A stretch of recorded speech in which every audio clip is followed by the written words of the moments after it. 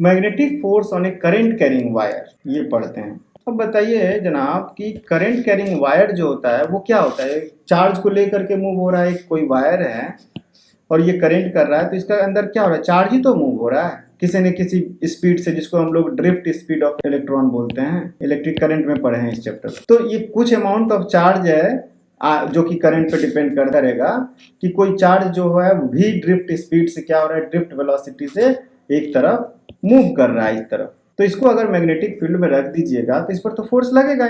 अभी अभी हमने देखा कि कोई चार्ज अगर मैग्नेटिक फील्ड में मूव करता है तो उसमें फोर्स लगता है। इसका मतलब ये हो गया कि अगर करंट कैरिंग वायर भी अगर किसी मैग्नेटिक फील्ड में रख दिया जाए बी में, एक्सटर्नल मैग्नेटिक फील्ड में, तो उस पर भी फोर्स लगेगा। और वो फोर्स क्या होगा वही यहाँ पे हम लोग देखेंगे। तो देखते हैं, let n be the electron density in the wire. जो करंट कैरी कर रहा है उसमें इलेक्ट्रॉन डेंसिटी जो है, फ्री इलेक्ट्रॉन डेंसिटी, वो एन है। तो अगर आप कोई मान लीजिए डी एल एलिमेंट ले लिए, वायर को बड़ा लंबा वायर होगा, उसका छोटा सा एलिमेंट हम दिखा रहे हैं इतना दूर को, ये लेंथ डी एल है और इसका एरिया ऑफ क्रॉस सेक्शन जो है ये वाला, ये मान लीजिए ए है। तो वॉल्यूम कितना हो गया? डी एल इंटू ए। तो टोटल चार्ज डी एल के अंदर कितना हो गया? N d l A. ये इतना चार्ज है इसके अंदर में, और इसमें n d l A charge है, ये मूव कर रहा है। तो हमें अब देखना है कि अगर ये वी ड्रिफ्ट, अगर इसका वेलोसिटी है, अगर इसका वेलोसिटी कितना बोल रहे हैं? वी ड्रिफ्ट है। ये एन है, इसमें एन इलेक्ट्रॉनिक चार्ज से मल्टीप्लाई करेंगे तब होगा, ये इलेक्ट्रॉनिक चार्ज से मल्टीप्लाई करना होगा। तो टोटल चार्ज हो जाएगा n E A d l, ये चार्ज हो गया एक्चुअली, डी क्यू इसको बोल लेते हैं, डी एल अमाउंट के अंदर में, राइट? इतना चार्ज है। तो जो फोर्स जो लग रहा है वो फोर्स क्या होता है? Q v B. एफ जो मैग्नेटिक फोर्स होगा वो हो जाएगा, मैग्नीट्यूड की बात करते हैं फिलहाल, तो क्यू मतलब डी क्यू हो गया, यहाँ पे स्मॉल क्यू लिखते हैं। वी क्रॉस बी मतलब v drift, drift velocity into magnetic field B, ठीक है? तो डी क्यू वी ये करेंगे तो हम लोगों को कितना हो जाएगा? ये हो जाएगा n E A v, d q हो गया। नहीं, अभी एक चीज डी एल नहीं लिखे हैं, डी एल बी ये लिखे। और N E A into V जो है वो क्या होता है? वी क्या है यहाँ पे? वी ड्रिफ्ट स्पीड है, ध्यान रखिएगा, इसको मिस नहीं करना है। इलेक्ट्रॉन का ड्रिफ्ट स्पीड है, इलेक्ट्रॉन का ड्रिफ्ट स्पीड, ड्रिफ्ट वेलोसिटी। और ये कुछ और नहीं बल्कि एन ई ए वी जो होता है, ये आप इलेक्ट्रिक करंट चैप्टर को दोबारा जा करके देखिए तो ये करंट होता है। ये जो है ये आपका ये करंट का डेफिनेशन है। This is equal to I. तो हम लोग क्या लिख सकते हैं? F magnetic force equal to I D L B, ठीक है? I D L B magnitude में हमने लिखा, और वेक्टर फॉर्म में इसी को, जिसमें डायरेक्शन भी इन्वॉल्व हो जाएगा, तब ये हो जाता है F magnetic equal to I D L cross B, ये हो जाता है, समझे? ये आपका फॉर्मूला हो गया, किसका? बहुत इंपॉर्टेंट फॉर्मूला हो गया। कोई भी करंट कैरिंग वायर है, ठीक है, कोई करंट, जैसे ये वायर है और इसमें करंट आई फ्लो हो रहा है, तो इसका अगर कोई डीएल एलिमेंट छोटा सा ले लिया जाए यहाँ पे, ये इस तरह से, इसको हम लोग आई डी एल करंट एलिमेंट कहा जाता है, आई डी एल। तो ये अगर किसी मैग्नेटिक फील्ड में रखा हुआ है, मान लीजिए ये क्रॉस फील्ड में हमने डाल दिया, या डॉट क्रॉस फील्ड में डाल दिया बी, तो इस पर एक फोर्स लगेगा, और फोर्स का डायरेक्शन क्या होगा? डीएल और बी के परपेंडिकुलर। तो जैसे अगर आप इसमें ध्यान से देखिएगा तो ये हो जाएगा आपका डीएल क्रॉस बी, मतलब डीएल नीचे की तरफ, मतलब इसमें फोर्स जो लगेगा वो इस तरफ लगेगा, इस तरफ लेफ्ट साइड में लगेगा फोर्स, ठीक है? और यही अगर डॉट फील्ड रहता तो राइट साइड में लगेगा फोर्स, आई डीएल क्रॉस बी, ठीक है? डीएल और बी के बीच में अगर कुछ एंगल है तो DL B sine theta magnitude में हो जाएगा। तो वेक्टर फॉर्म में याद रखना ज़्यादा ईजी है। और याद रखने के लिए एक और ट्रिक है कि अगर क्रॉस फील्ड है, ध्यान दीजिएगा इसको, अगर क्रॉस फील्ड है और इसमें कोई वायर है करंट कैरिंग वायर ऐसे जा रहा है, सपोज आई करंट है, तो अगर आप वायर की तरफ मूव करिएगा, क्रॉस फील्ड है तो बाएं तरफ फोर्स लगेगा एफ, और अगर वायर की तरफ मूव कर रहे हैं और डॉट फील्ड है तो दाहिने तरफ लगेगा। तो बार बार आपको फॉर्मूला नहीं लगाना होगा, थोड़ा सा अगर इसको याद रखते हैं तब दाहिने तरफ लगेगा। तो इसको हम लोग इस तरह से याद रख सकते हैं कि आपको वायर की तरफ मूव करना है, ये तो याद रहेगा। और दूसरा इसमें लिखिएगा कि क्रॉस है तो लेफ्ट की तरफ लग गया, क्रॉस लेफ्ट और डॉट राइट। ये फोर्स किस पे लग रहा है? करंट कैरिंग एलिमेंट जो है उस पे लग रहा है। आईडीएल को बोला जाता है करंट एलिमेंट, याद रखिएगा। आईडीएल क्या है? वेक्टर क्वांटिटी है, इज कॉल्ड करंट एलिमेंट। तो ये क्लियर हो गया आपको? ये सिंप्लिसिटी के लिए ये आप याद रख सकते हैं, करंट एलिमेंट हो गया ये।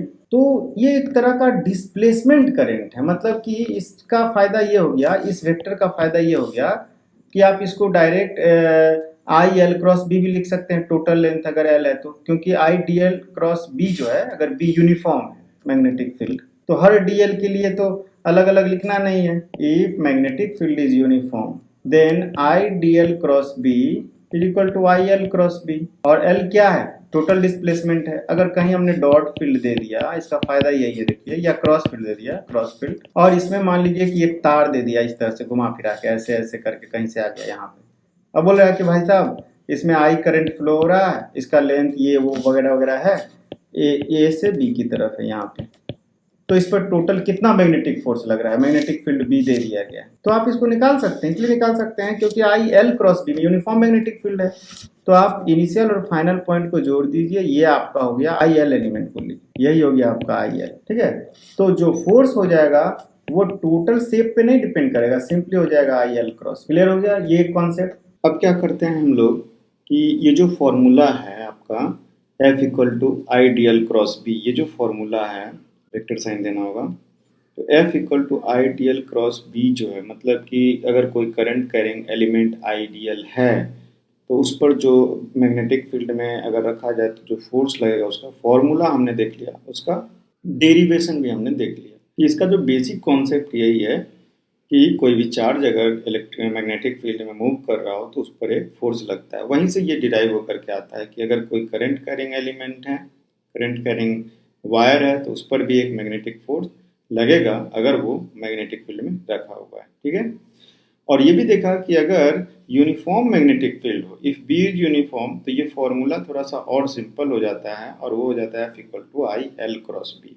ठीक है, और इसका ब्यूटी क्या है वो कुछ एग्जाम्पल के थ्रू देखते हैं हम लोग कि F equal to I L cross B और F equal to I D L cross B क्या है डिफरेंसेस। डी एल क्या है? हमने बताया कि एक छोटा सा एलिमेंट है, कहीं वायर करंट कैरिंग वायर है, किसी भी शेप में हो सकता है, तो उसमें एक छोटा सा जो एलिमेंट है ये आई डी एल है, डी एल लेंथ का है, तो आई डी एल हो गया। लेकिन F I L cross B भी अप्लाई कर सकते हैं, कब? जब फील्ड इज यूनिफॉर्म। तो लगभग हम लोग जो भी हमारे सिलेबस में है, जो स्टडी करेंगे, उसमें क्या हम लोग देखेंगे कि यूनिफॉर्म मैग्नेटिक फील्ड रहता है। इसका मतलब हमारा काम बहुत सिंपल हो जाता है। एक एग्जांपल देखते हैं। देखिए इसमें क्या कहा गया है, find the force on current carrying wire as shown.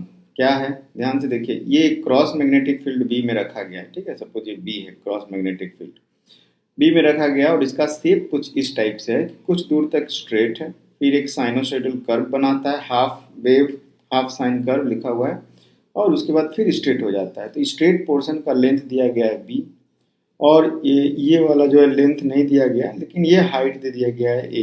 वैसे आपको इसका हाइट और लेंथ से कोई मतलब नहीं है, क्योंकि अगर हाफ वेव बनाता है साइनोसॉइडल तो वो जो होता है लेंथ आपका एक्स एक्सिस में ये वाला, ये टोटल 2 पाई होता है यहाँ से लेके यहाँ तक, तो ये आपका पाई डिस्टेंस हो जाएगा, तो रेडियन में पाई हो जाएगा। ठीक है, तो ये थोड़ा सा मैथ्स इसमें था। ठीक है, तो जो बायो के बच्चे होंगे उसको थोड़ा सा दिक्कत होगा कि ये पाई कैसे हो गया। ठीक है, ये मैथ्स है यहाँ पे कि ये पाई हो जाएगा। इंजीनियरिंग के बच्चों को एकदम प्रॉब्लम नहीं होना चाहिए। तो आई एल क्रॉस बी और I D L cross B, यहाँ पे उसका ब्यूटी दिखता है कि हमें पता है कि एफ, क्योंकि यूनिफॉर्म मैग्नेटिक फील्ड है, तो एफ इक्वल टू आई हम डायरेक्ट एल क्रॉस बी लिखेंगे, और इसमें एल जो हो जाएगा वो डिस्प्लेसमेंट हो जाएगा। डिस्प्लेसमेंट का मतलब कि इनिशियल पॉइंट वायर यहाँ से स्टार्ट हुआ था और बी यहाँ पे एंड हो रहा है, तो ए और बी को किसी भी लाइन से जोड़िए, लाइन से जोड़िएगा तो ये वाला लेंथ भी आ जाएगा, ये वाला लेंथ भी उसी में आ जाएगा। ए और बी को जोड़िए और टोटल लेंथ जो है वो एल है, मतलब कि यहाँ से लेकर के आपको यहाँ तक का टोटल लेंथ ले लीजिए। क्लियर? ये टोटल लेंथ कितना हो जाएगा? एल। ठीक है, तो total length L equal to यहाँ पे कितना है, ध्यान दीजिए, एल इक्वल टू है आई, एल इक्वल टू कितना है 2b प्लस पाई। ठीक है, और उसका डायरेक्शन देख लीजिए कितना है, क्योंकि करंट राइट हैंड तरफ फ्लो हो रहा है, तो ये आई है। अब एल क्रॉस बी फॉर्मूला लगाइए, और राइट हैंड थंब रूल या स्क्रू रूल लगाइए, राइट हैंड स्क्रू रूल। तो एल से बी की तरफ आप फिंगर को कर्ल कीजिए तो ऊपर की तरफ फोर्स आता है, एल क्रॉस बी ऊपर की तरफ फोर्स आता है, मतलब फोर्स जो है इस पर मैग्नीट्यूड तो ये हो गया और फोर्स ऊपर की तरफ लगेगा। तो हम अप लिख देते हैं यहाँ पे, ठीक है, अप लिख देते हैं फोर्स का डायरेक्शन। अगर एक्सिस लेते हैं ऐसे तब हम आई जे के में लिख पाएंगे एक्स वाई जेड। अगर ऐसे एक्सिस लेते हैं तो के कैप लिख सकते हैं। तो इस फॉर्मूला का ब्यूटी समझाने के लिए ये एग्जांपल दिया गया था, F equal to I L cross B में एल जो है वो डिस्प्लेसमेंट है, करंट एलिमेंट का जो डिस्प्लेसमेंट है, करंट एलिमेंट का डिस्प्लेसमेंट, राइट। क्लियर, आगे बढ़ते हैं। यहाँ पर कोई कुछ भी हो सकता था, ये अगर हम चाहते तो ऐसे ऐसे कुछ भी कर सकते हैं, इससे फर्क ही नहीं पड़ता है। फर्क पड़ता है कि आपको इनिशियल से फाइनल तक प्रोवाइडेड मैग्नेटिक फील्ड यूनिफॉर्म। ठीक उसी टाइप का एग्जाम्पल है इसमें भी क्या किया गया है, देखिए ये आपको find force on the wire. तो मैग्नेटिक फील्ड बी यूनिफॉर्म है और ये करंट कैरिंग एलिमेंट आपका ऐसे जा रहा है, ऐसे जा रहा है, ठीक है। इसका लेंथ दे दिया गया है, एंगल दे दिया गया है। तो आपको तो इससे मतलब है फाइनल और इनिशियल ये वाला कितना है और उससे आपका निकल जाएगा। तो आपको निकालना क्या है, ये लेंथ निकालना है और जियोमेट्री सिर्फ इसी लेंथ को निकालने के लिए दिया गया है और किसी से कुछ मतलब नहीं है। तो आप निकाल सकते हैं। अगर ये ए है और थीटा दिया है तो ये जो हाफ डायग्राम एकदम सही नहीं करेक्ट नहीं हो रहा है। तो ए का ये वाला पोर्शन मैंने यहाँ से यहाँ तक कितना होगा देख लीजिए, उसी का डबल कर दीजिए। तो ये हो जाना चाहिए आपको ए sin 30, ठीक है, राइट एंगल ट्रायंगल है देख लीजिए, और ये 30 डिग्री है, नहीं ए sin 30 होगा कि नहीं, देखिए ए आपका ये वाला है, राइट, ये आपका ए है। तो देखिए ये कितना होगा और ये कितना होगा, ए cos 30 आपका ये हो जाएगा और ये हो जाएगा ए sin 30। ए sin 30 मतलब a/2 तो टोटल लेंथ तो ए हो गया, L इक्वल टू यहाँ पे हो गया ए, ठीक है। और डायरेक्शन राइट हैंड की तरफ, यहाँ भी एक्सिस ले लेते हैं एक्स वाई जेड, जब बाहर की तरफ है तो ए आई कैप, ठीक है। और बी का डायरेक्शन क्या है, बी इक्वल टू बी अंदर की तरफ है तो माइनस के कैप। देखिए यहाँ पर भी अगर वेक्टर से करेंगे तो आ जाएगा, एफ इक्वल टू लिखेंगे आई ए आई कैप मैंने एल क्रॉस बी। अब देखिए आई ए बी हो गया और उसके बाद आई क्रॉस माइनस के, आई क्रॉस माइनस के क्या हो जाएगा बताइए, जे हो जाएगा। क्यों जे हो जाएगा, आई क्रॉस के होता है माइनस जे, तो आई क्रॉस माइनस के जे हो गया। जे का मतलब कि अपवर्ड लग रहा है फोर्स। और ऐसे भी हम लोग राइट हैंड थंब रूल से देखेंगे तो एल क्रॉस बी जो है इस लेंथ के लिए, ये जो डिस्प्लेसमेंट लेंथ आया इसके लिए एल इधर है, बी नीचे की तरफ है, तो एल क्रॉस बी ऊपर की तरफ आ रहा है, ऊपर की तरफ हमारा प्लस आई एक्स प्लस जे एक्सिस। तो ये फोर्स का भी ये मैंने समझ में आ गया, ये बहुत अच्छा कॉन्सेप्ट है। इसी तरह से इसको भी कर सकते हैं हम लोग, क्योंकि किसी से मतलब नहीं है, टोटल लेंथ ए है तो एफ इक्वल टू हो जाएगा I A B, B magnetic field है, ठीक है, टोटल लेंथ हो गया केवल F equal to I A B. अब हमेशा जरूरी नहीं है कि मैग्नेटिक फील्ड आपको डॉट और क्रॉस के फॉर्म में ही दिया हुआ हो सकता है मैग्नेटिक फील्ड जो है इस तरह से दे दिया गया है आपके प्लेन में, जैसे यहाँ पर देखिए ये ब्लैक से जो दिख गया ये मैग्नेटिक फील्ड का डायरेक्शन है ये यहाँ, और वायर इसी प्लेन में ऐसे दे दिया गया। इसमें भी आपको फोर्स निकालना पड़ सकता है, तो इसमें कंफ्यूज नहीं होना है, फोर्स निकालिए, दोनों ही एक ही प्लेन में है, मैग्नेटिक फील्ड भी उसी प्लेन में है और ये भी। तो आई एल क्रॉस बी निकालिए, लेंथ आपको पता है ये वाला लेंथ वायर का डायरेक्ट यूनिफॉर्म मैग्नेटिक फील्ड है, तो आई एल क्रॉस बी, तो एल ये रह गया और क्रॉस लीजिए आपको बी के साथ, तो दोनों एक ही प्लेन में है, तो जो उसका डायरेक्शन होगा एल क्रॉस बी का वो हो जाएगा इसके परपेंडिकुलर, और मिडिल ऑफ द वायर से हम एज्यूम कर सकते हैं कि, तो फोर्स का डायरेक्शन आपको डॉट और क्रॉस में दिखाना पड़ेगा यहाँ पे। जैसे यहाँ पे अगर हम लोग देखें तो एल क्रॉस बी का डायरेक्शन जो है डॉट बन रहा है, ठीक है, यहाँ पर अगर देखें तो एल क्रॉस बी का डायरेक्शन डॉट बन रहा है, ये आपका यहाँ पे डॉट मतलब फोर्स बनेगा, फोर्स जो है वो डॉट बनेगा। डॉट का मतलब हो गया कि पेज से बाहर की तरफ आ रहा है आपके पास, और क्रॉस का मतलब हो जाता है अंदर की तरफ जा रहा है, आपसे दूर जा रहा है, व्यूअर से दूर जा रहा है। ये वेक्टर का नोटेशन है, डायरेक्शन के लिए डॉट एंड क्रॉस यूज होता है। तो जब मैग्नेटिक फील्ड को ही प्लेन में दिखा दिया गया है, करंट कैरिंग वायर को ही प्लेन में दिखा दिया गया है, तो दोनों के परपेंडिकुलर जो होगा वो फोर्स जो होगा आपको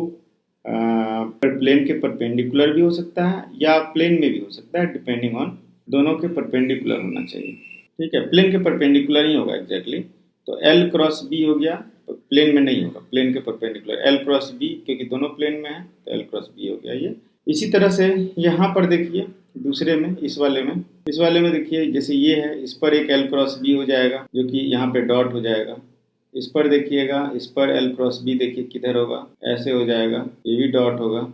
यहाँ पर करंट जो है ना यहाँ से लेकर के इसमें ए से लेकर के बी सी डी में जा रहा है, यहाँ पर बंद हो जा रहा है। और ये जो ड्रॉ किया गया है ये डिस्प्लेसमेंट करंट दिखाने के लिए ड्रॉ किया गया है कि अगर ऐसा सिचुएशन रहे तो आप सब पर फोर्स नहीं निकाल करके डायरेक्ट केवल जो डिस्प्लेसमेंट है ये इस पर फोर्स निकाल लीजिए कितना है, उससे काम चल जाएगा। ये इसलिए होता है ना कि कहीं ना कहीं जब डायरेक्शन चेंज होता है करंट का तो फोर्स बैलेंस हो जाता है, ठीक है। इसलिए फाइनल इनिशियल जो है यही यही रह जाता है। एक क्वेरी नहीं होना चाहिए मन में कि ऐसा हो क्यों रहा है। ऐसा इसलिए हो रहा है कि अगर जैसे यहाँ पे जो फोर्स लग रहा है और इस वाले पे जो फोर्स लगेगा दोनों अपोजिट हो जाएगा। इस वाले पे फोर्स अगर देखिएगा एल क्रॉस बी, तो एल क्रॉस बी जो है नीचे की तरफ फोर्स लग रहा है, बी इस तरफ है, एल इस तरफ है, ठीक है। तो एल क्रॉस बी का डायरेक्शन नीचे है। और इस वाले पे देखिएगा तो एल इधर है, बी इधर है, तो एल क्रॉस बी का डायरेक्शन ऊपर है। तो ये वाले इस वाले को कैंसिल कर दिया तो फाइनली इफेक्टिवली क्या रह जाता है, यही रह जाता है, ठीक है। और अगर ये छोटा बड़ा है तो एग्जैक्टली कैंसिल तो नहीं किया, लेकिन ये वाला लेंथ जो है यहाँ से यहाँ तक ये आपको मैटर, ठीक है, क्योंकि कहीं और कैंसिल हो जाएगा। तो ये क्लियर हो गया आपका। एक और बहुत अच्छा कॉन्सेप्ट है इसमें, वो ये है कि सपोज कीजिए कि एक लूज वायर है, जैसे धागा होता है ना, लूज वायर एकदम धागा जो होता है जिससे हम लोग कपड़ा सिलाई करते हैं, उस धागे को अगर आप मैग्नेटिक फील्ड में लूज छोड़ दीजिए इस तरह से, एक लूप हो, मतलब धागा जो है लूप है, उसमें सपोज कीजिए हाइपोथेटिकली, हाइपोथेटिकल का मतलब ये मत सोचिए कि करंट आ रहा है जा रहा है, आप मान लीजिए कि उसमें करंट है। हाइपोथेटिकली सपोज कीजिए कि इसमें करंट फ्लो हो रहा है इस वाले लूप में और ये लूज है और इसको रख दिया गया एक यूनिफॉर्म मैग्नेटिक फील्ड। तो बताइए और अपने दिमाग से सोचिए कि क्या होगा। मान लीजिए लेंथ ऑफ द लूप जो है एल है, ये अपने आप में कंप्लीट लूप है। तो इस पर जब ये कंप्लीट लूप रहेगा और इस पर अगर छोड़ दीजिएगा तो इस पर मैग्नेटिक फील्ड में रखने पे क्या होगा, इस पर फोर्स लगेगा। और फोर्स किस तरफ लग रहा है वो अगर आप ध्यान से देखिएगा कि क्रॉस फील्ड है और इसमें हमने क्लॉकवाइज करंट डाल दिया है, तो इस पर फोर्स जो है किस तरफ लगेगा, एल क्रॉस बी चेक करते हैं, एल इधर हो गया, बी नीचे की तरफ हो गया, तो एल क्रॉस बी ऊपर की तरफ मतलब बाहर, यहाँ पर फोर्स ऐसे लग रहा है। तो इसमें होगा क्या कि हर एलिमेंट पर जहाँ जहाँ चेक करिएगा आउटवर्ड एक फोर्स लगता है। आप चेक कर सकते हैं कहीं भी एल क्रॉस बी का डायरेक्शन या डी एल क्रॉस बी का डायरेक्शन आउटवर्ड हो। तो भाई साहब जब इस तरह से फोर्स लगेगा तो क्या हो जाएगा, ये जब चारों तरफ से आप फोर्स लगाइएगा तो ये एक परफेक्ट टाइट हो जाएगा, ठीक है, टॉट बोलते, टाइट होकर के ये सर्कुलर शेप ले लेगा, सर्कुलर से, प्योर सर्कुलर से, इस तरह से प्योर सर्कुलर शेप ले लेगा। तो इसी को यहाँ पे दिखाया गया है। जैसे ही करंट आप ऑन करते हैं, मान लीजिए करंट नहीं ऑन करते हैं तब तक ये अपने शेप में था, जैसे ही करंट ऑन करते हैं ये ऐसे हो जाता है। जैसे ही आप इस पे करंट ऑन करते हैं तो ये क्या हो जाता है, सर्कुलर शेप ले लेता है। और अब इस सर्कुलर शेप में क्या क्या पैरामीटर है, लेंथ तो उसका वायर का वही रहेगा जो लेंथ पहले था यहाँ पे, तो एल इक्वल टू 2πr बन जाएगा अगर रेडियस r बोले तो यहाँ से रेडियस हमको l/2π आ जाएगा। ये चीज एक ध्यान रखना है। दूसरी बात क्या है कि ये जब अपना शेप ले लेगा तो इस वायर में टेंशन आ जाएगा, टेंशन मतलब खिंचाव आ जाएगा। तो वो खिंचाव टेंशन का वैल्यू, अगर मैग्नेटिक फील्ड बी है, करंट आई है, तो टेंशन का वैल्यू क्या होगा ये हम जानने की कोशिश करें। उसके लिए हम एक छोटा सा डेरिवेशन ज्योमेट्री ड्रॉ किए हैं। ये ज्योमेट्री क्या है, बहुत आसान है कि यहाँ से यहाँ तक का जो हमने वायर जो है ना, ये इसको एक ले लिया है पोर्शन एलिमेंट, और ये मान के चलते बहुत छोटा है, ये आपको बड़ा करके दिखाया गया है अच्छे से समझने के लिए, अदरवाइज ये बहुत छोटा वायर है, ठीक है, ये बहुत छोटा पोर्शन है, इसको समझाने के लिए बड़ा ले लिया गया। मान लीजिए कि ये एंगल अगर थीटा है तो आप देख सकते हैं कि अगर ये एंगल थीटा हुआ तो आपका ये एंगल भी थीटा होगा, ठीक है। क्यों होगा आप देखिए, इसको इससे मिलाइए इस तरह से, और ये थीटा होगा तो ये थीटा क्यों होगा आप चेक कीजिए, समझ में आ जाएगा, ठीक है। ये टेंशन है आपका टी, और ये टी है, दोनों तरफ टेंशन खिंचाव है, ठीक है, ये इस तरफ खींच रहा है, इस तरफ खींच रहा है, और ये लाइन तो सिर्फ दिखाया गया ज्योमेट्री समझाने के लिए। तो ये जो हो जाएगा आपका, ये हो जाएगा टी का एक कंपोनेंट, टी का दो कंपोनेंट होगा, एक कंपोनेंट इस तरफ एक कंपोनेंट, इसको हम लोग बोलते हैं टी कॉस थीटा, टी यहाँ से लग रहा है ना, एक कंपोनेंट टी का हो जाएगा टी कॉस थीटा इस तरफ, और एक कंपोनेंट जो है सेंटर की तरफ आ जाएगा टी साइन थीटा। इसी तरह से दूसरी तरफ भी हम लोग देख सकते हैं, एक हो जाएगा टी कॉस थीटा और एक टी साइन थीटा। ये क्यों कर रहे हैं आप कंफ्यूज होइएगा थोड़ा देर के लिए कि ऐसा हो कैसे रहा है, 90 डिग्री है, टेंशन तो सेंटर से 90 डिग्री बना रहा है, बट थीटा कैसे हो गया। ये इसलिए हो रहा है कि ये एलिमेंट बहुत छोटा लिया गया है और इसको आप एक एलिमेंट मानिएगा तो तभी आप समझ पाइएगा। तो कि ये टी कॉस थीटा है और यहाँ से ये टी साइन थीटा है, क्योंकि ये जो है 90 माइनस थी तो ये टी साइन थीटा है, तभी समझ में आएगा। इसी तरह से यहाँ भी ये टी कॉस थीटा हो जाएगा और ये आपका टी साइन थीटा हो जाएगा इधर सेंटर की तरफ जो लग रहा है, राइट। तो टोटल फोर्स सेंटर की तरफ 2t साइन थीटा लगता है। तो हम लोग लिख सकते हैं इसमें कि जो 2t साइन थीटा जो है सेंटर और टी कॉस थीटा एक दूसरे को, यहाँ नहीं, टी कॉस थीटा इधर होगा, टी कॉस थीटा एक दूसरे को कैंसिल कर देता है और टी साइन थीटा जो है वो आपको ऐड हो जाता है। तो 2t साइन थीटा जो है 2t sine theta total magnetic force जो है वो इस तरफ लगता है, मतलब यहाँ पर सेंटर से मान सकते हैं 2t साइन थीटा, यहाँ से लग रहा है, यहाँ से लग रहा है और ये एलिमेंट इतना छोटा है कि इसको हम लोग स्ट्रेट मान सकते हैं, इस तरह लग रहा है 2t साइन थीटा। तो 2t साइन थीटा इस तरफ लगा है और इसको बैलेंस कौन कर रहा है, तो मैग्नेटिक फोर्स कहीं ना कहीं से बैलेंस कर रहा है, एफ मैग्नेटिक। और एफ मैग्नेटिक का वैल्यू कितना है, ILB है। एफ मैग्नेटिक का वैल्यू हम लोग लिख सकते हैं ILB।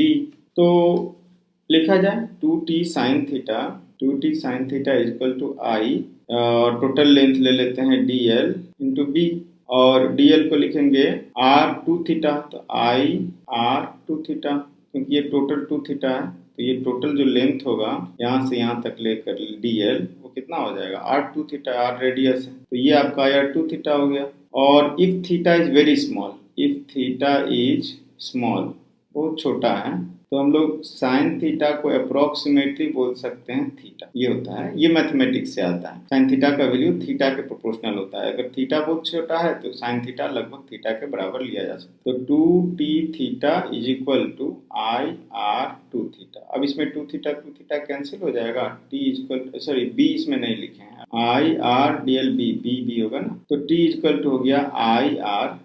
ये एक सिंपल डेरिवेशन है जिसमें बहुत सारा कुछ करना नहीं है, लेकिन एक इम्पॉर्टेंट डेरिवेशन है इसलिए हम सोचे कर देते हैं। बुक्स में कई जगह पे आपको मिलेगा, थोड़ा हो सकता है कंफ्यूज होइएगा, इसीलिए यहाँ पे कर दिए, ठीक है। याद भी रख सकते हैं इसको कि टेंशन जो होता है IRP के बराबर होता है। R क्या है, radius of the loop, B magnetic field और I इसमें जो करंट फ्लो हो रहा है। लेकिन इसी में अगर आप अपोजिट करेंगे तो नहीं होगा, ध्यान रखिएगा। ओके, चीजें क्लियर हो गई।